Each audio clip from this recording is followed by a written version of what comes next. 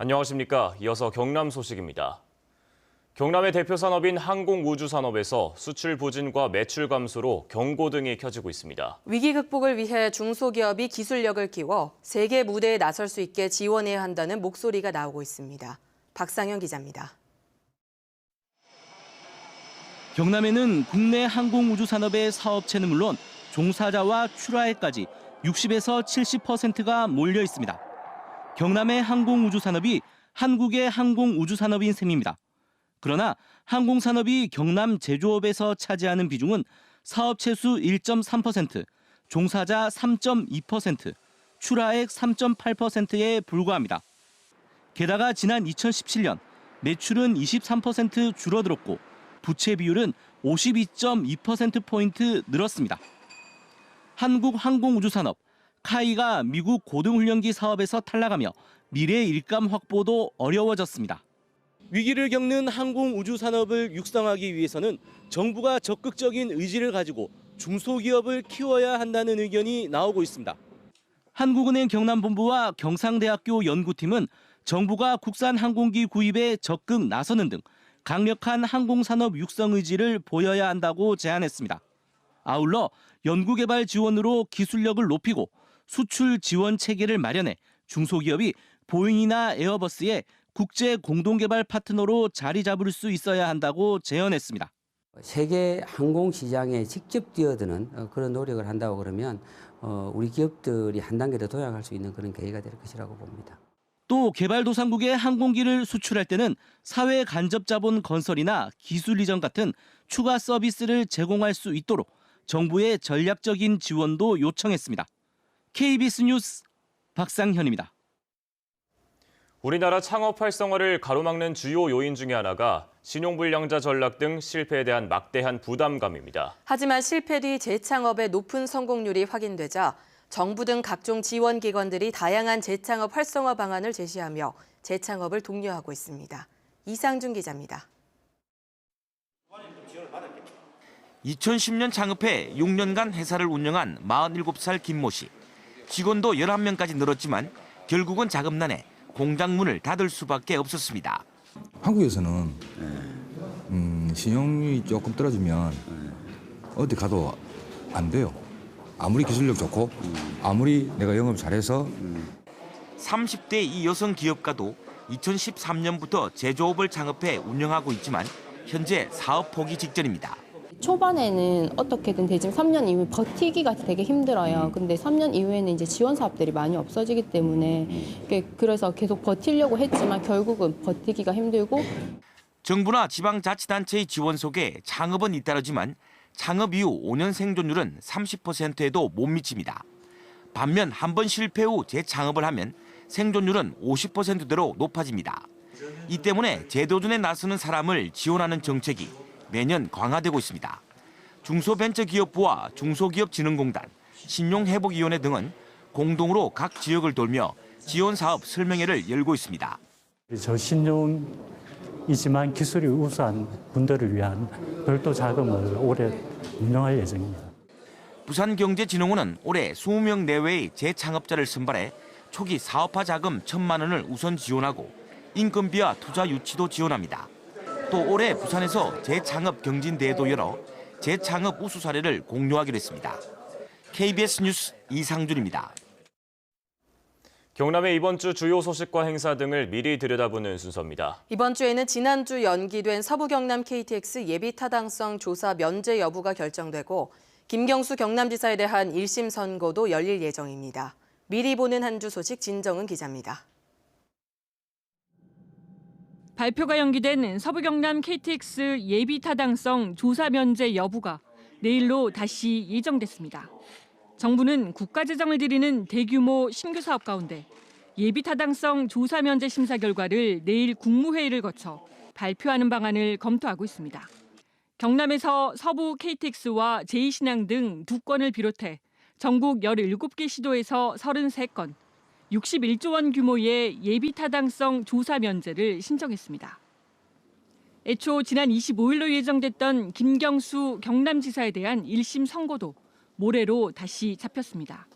서울중앙지법은 모레 오전 드루킹 일당에 대한 선고를 먼저 하고 김 지사의 선고는 당일 오후에 진행할 예정입니다. 앞서 특검은 김 지사에게 드루킹 일당과 공모해 인터넷 댓글을 조작한 혐의 등으로 모두 징역 5년을 구형했습니다. 모레 수요일에는 경남도청 서편 잔디광장에서 설맞이 농축수산물 장터가 열립니다. 오전 10시부터 저녁 5시 30분까지 하루 동안 열리는 장터에는 농가 90여 곳이 참여해 제수용품과 지역 특산물 등 400여 품목을 저렴하게 판매합니다. KBS 뉴스 진정은입니다. 다음은 경상남도와 자매결연을 맺고 있는 일본 야마구치현의 NHK 방송국에서 보내온 뉴스입니다. 오늘은 새학기를 맞아 휘호스기 행사가 열렸다는 소식 등을 김현수 기자가 전해드립니다. 새학기를 시작하는 시모노세키 초등학교에서 학생들이 휘호 쓰기에 도전하고 있습니다. 먼저 서예가인 키하라 유스이 씨가 붓으로 다양한 선을 그어 보이자 학생들이 따라 쓰기를 했습니다. 학생들은 올해 목표로 한자를 외우자, 친구와 사이좋게 지내자 등을 썼습니다. きれいに書けました。どんな6年生になりたいですか？立派な6年生になりたいです。 키하라 씨는 삶은 학습을 계속하는 것이라고 호쾌하게 썼습니다.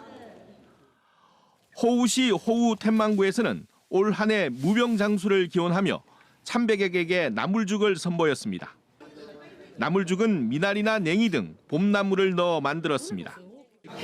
平成31年井戸市が皆様にとりまして最良の年になりますようご祈念を申し上げます。 호우 텐만구는 매년 1월 7일 참배객들에게 나물죽을 대접하고 있으며 올해는 200여 명이 모였습니다. 자수 애호가가 만든 전시회가 시모노세키 초후 정원에서 열렸습니다.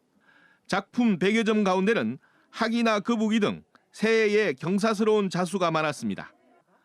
학은 곡선의 자수로 마무리했지만 거북이는 육각형이어서 대조를 이뤘습니다. 色彩を見てほしいです。それぞれの玉によって、思いが違って面白いです。 올해의 동물인 멧돼지 인형도 눈길을 끄는 등 방문객들은 섬세한 자수의 세계에 빠져들었습니다. KBS 뉴스 김현수입니다.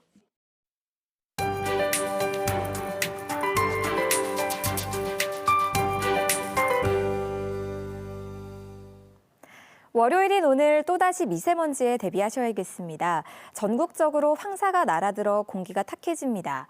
이 황사는 중부지방부터 영향을 미치겠고요. 서서히 남부지방으로 내려오겠습니다. 따라서 경남 지역도 오늘 오후가 될수록 미세먼지 농도가 높아지겠고요. 일시적으로 나쁨 수준을 보이겠습니다. 오늘 추위는 없습니다. 어제보다 기온이 많이 올라가는데요.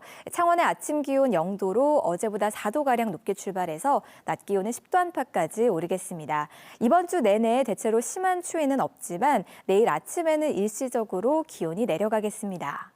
맑은 날씨가 이어지면서 대기는 계속 많이 건조합니다. 주말 사이 건조특보는 더욱 확대 강화돼서요. 창원과 김해에는 건조경보가, 그 밖에 대부분의 지역에는 건조주의보가 내려져 있습니다. 오늘도 화재 사고와 건강관리에 유의하셔야겠습니다.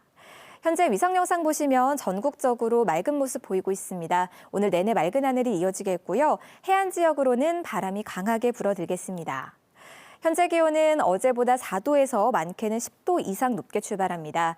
동부 지역은 창녕 2도, 창원과 김해 0도, 통영과 거제는 4도까지 올라 있습니다. 낮 기온은 11도까지 오르면서 어제보다 포근하겠습니다. 경남 서부 지역은 현재 기온 대부분 영상권으로 올라서 있고요. 낮 기온은 거창과 산청 8도, 진주와 사천은 11도까지 오르겠습니다. 오늘 해상에는 동해남부 먼바다에서 비나 눈이 살짝 내리겠고요. 물결은 대부분의 해상에서 최고 3에서 5m까지 높게 일겠습니다.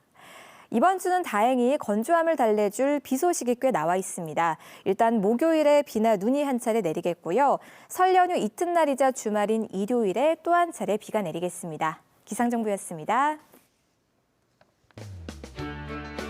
창녕군은 올해 친환경 농산물의 생산과 유통에 주력하기로 하고 15개 사업에 51억 원을 지원합니다. 화동군은 시가지 주차난을 해소하기 위해 낮 시간 동안 아파트 등 민간 주차장을 공유하는 정책을 도입하고 인센티브도 제공합니다. 남해군 미조면 팔랑마을에서는 두 가정에서 연이어 자녀를 출산하는 경사로 마을 주민과 단체의 축하가 이어지고 있습니다. 의령군에서는 전국 동시조합장 선거, 농협과 산림조합장 선거 출마 예정자 6명이 지난 23일 공명선거 결의 행사를 가졌습니다. 경상남도가 보건복지부의 사회서비스원 시범사업 지역에 뽑혔습니다. 사회서비스원은 시군이 운영하는 국공립복지시설이나 위법이나 불법 행위로 평가 결과가 저조한 복지시설을 위탁받아 운영해 사회복지 서비스의 질을 높이고 전문성과 공공성을 높이게 됩니다. 또 종합재가센터를 설치해 재가 서비스를 통합 연계해서 직접 제공합니다. 사회서비스원의 설치로 근무자들의 처우도 나아질 것으로 기대되고 있습니다. 창원시가 올해 중소기업 시설 투자와 경영 해소를 위해 1,300억 원 규모의 대출 지원에 나섭니다. 지원 대상은 창원 지역에 기반을 둔 중소기업으로 경영 안정자금 900억 원과 시설자금 400억 원을 지원하며 2년 거치 일시 상환 조건으로 연이자 2%를 창원시가 2차 보전합니다. 김해 씨는 이전을 추진한 지 20년 만에 오늘 안동 일지구 도시개발 사업에 착공합니다. 안동 일지구 도시개발 사업은 옛 국제상사부지 일원 16만 4천여 제곱미터에 2천억 원을 투입해 시민공원과 상업용지, 공동주택용지를 조성하는 사업입니다. 김해 씨는 1998년부터 안동공단 주거지역 조성 기본계획을 수립했으나 막대한 사업비로 진척이 느렸습니다. 경남의 우수 농산물이 서울 지역 공공급식 시설에 공급됩니다. 경상남도는 지난해 서울시와 맺은 상생혁신 업무 협약에 따라 친환경 우수 농산물의 공공급식 플랫폼을 구축했습니다. 이에 따라 서울 공공급식 식재료 조달 기준에 맞춘 김해급식센터를 공급자로 선정했습니다. 김해급식센터는 계약 재배로 생산한 농축산물 80여 종을 서울자치구의 어린이집과 복지시설 등 150여 공공급식 시설에 공급합니다. 밀양 세종병원 참사와 같은 대형 화재 방지를 위해 경상남도가 다음 달 11일부터 한 달여 동안 의료기관 안전대진단을 펼칩니다. 점검 대상은 병원급 이상 의료기관 336곳입니다. 경상남도는 전기와 가스 분야 민간 전문가 등을 투입하고 스프링클러와 자가발전시설, 피난대책, 불법 증축 여부 등을 중심으로 현장 점검할 계획이라고 밝혔습니다. 뉴스를 마칩니다. 시청해주신 여러분 고맙습니다.